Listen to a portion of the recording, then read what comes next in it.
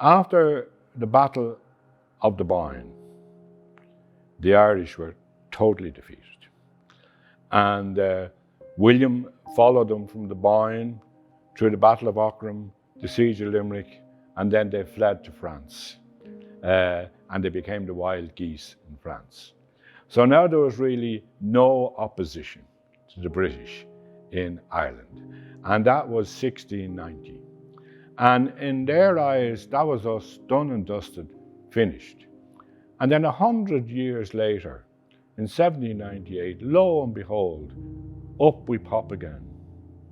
Now the difference between us and the Scots and the Welsh knew when they were beaten, but we never seemed to get the message. And even though 100 years had passed, up we popped again, a rebellion emanating in Wexford and Wicklow. And it was vicious because they had all the power in their hands. And in a 3-month period, 30,000 people were slaughtered. I mean, when we look, we don't appreciate how savage it was. And when they were finally defeated at Vinegar Hill, the remnant of the rebels under Michael Dwyer and Joseph Holt retreated into the Wicklow Mountains, where it was almost impossible to get at them. And one of the main problems at that stage is that there was no road running north-south through the Wicklow Mountains. There were little roads coming in at the edges, like in from Enniskerry or in from Bray or in from Arklow or in from Baltinglass, but no, there was no road running through the mountains. And it was decided that to get some kind of control, they needed to have a military presence in the mountains. And a decision was taken to build a road of 66 kilometres from Rathfarnham to Ockavana, and that 4 barracks would be built along that road. And in the stretch around Glencree, all the land was owned by the Wingfields, Lord Powerscourt. So discussions as to the road and so on. So now he would have been paid, of course, nothing is done for nothing. And he agreed to it all, and he agreed to the barracks. And one of the conditions was that he wanted a link road built from Glencree to Enniskerry, of course, which would help him enormously. And that's the origin of the road from here to Enniskerry. The other question that arose was about the workforce. You were talking about over 200 people at any time, pick and shovel, and hard work and so on. And it was decided to build a work base in the Glencree area. And the area that was picked was Aurora, which is just up the road there now. And there's no evidence of the work camp there today, but there is a field called the Camp Field. And that field has a particularly strong loose stone wall around it. So the general feeling is that's where the camp was. And the way they built the road was the workers went out every day, and one group was building from there towards the Sally Gap. Another group was building back the other way towards that farm, and another group was building the link into Enniskerry, in addition to building this big barracks. So it must have been quite a formidable structure. That was around 1800. And this was in response to the 1798 rebellion. They were going to build this to get at the rebels. In the case of Glencree, we know that Glencree Barracks was opened in 1806. A little kind of celebration was held, attended by Lord Wellesley, who was later to become the Duke of Wellington, Arthur Wellesley. So the Duke of Wellington, he wasn't Duke then, later attended the opening of the barracks. Now we're sitting here on the upper floor of what's known as the armory. Explosives are a very dangerous thing, and even today in army barracks, the explosives have to be kept in a separate place in case the whole thing blew up. So this, where the cafe is today, was the armory. And all of the guns and the powder and the dynamite and everything would have been stored in here at a remove from the main building. In those days, when it was a British barracks, it wasn't as big as it is now.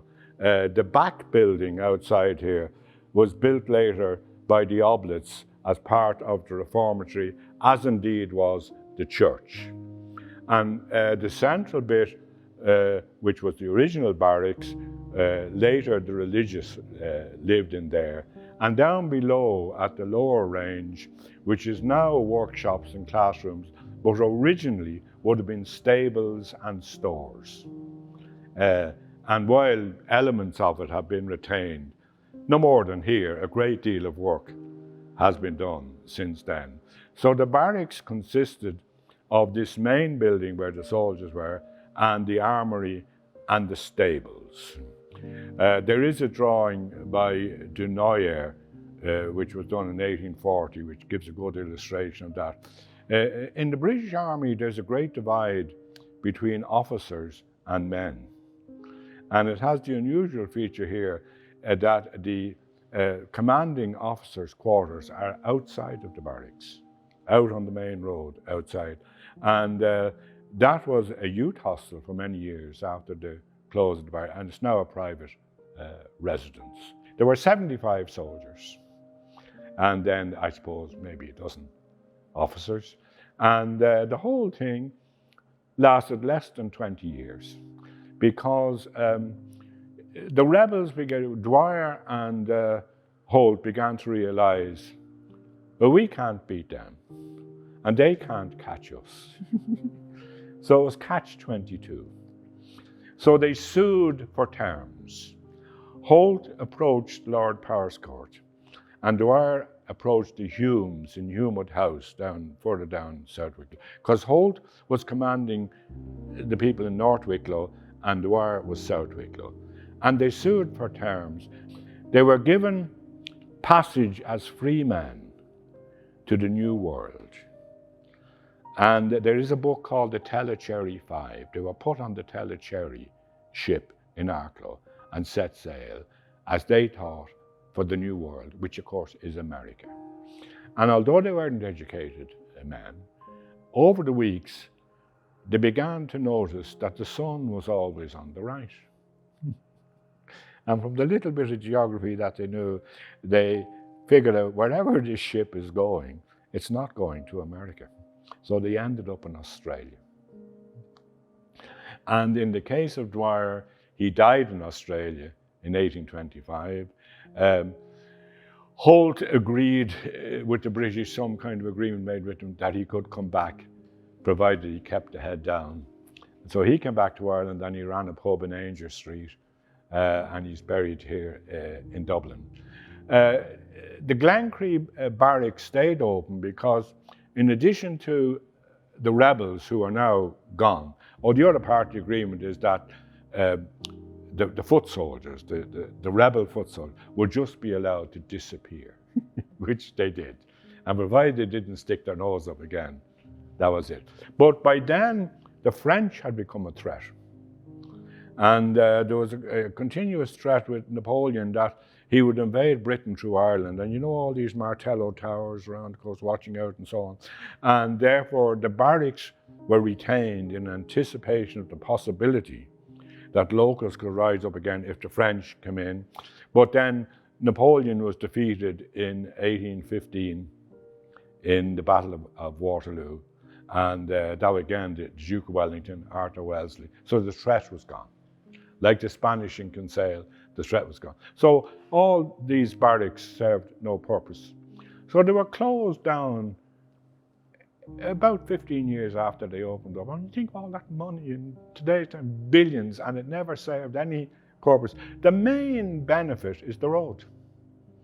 Left, of course, it wouldn't be tarmac had them in those days, but the route was there and is still there today. The other barracks have fallen to various degrees of disrepair. The one in Lara, part of it's a domestic house, but this one has come on and still there and went on to be the Reformatory. And that essentially is the story of how the barracks came about, and here we are today.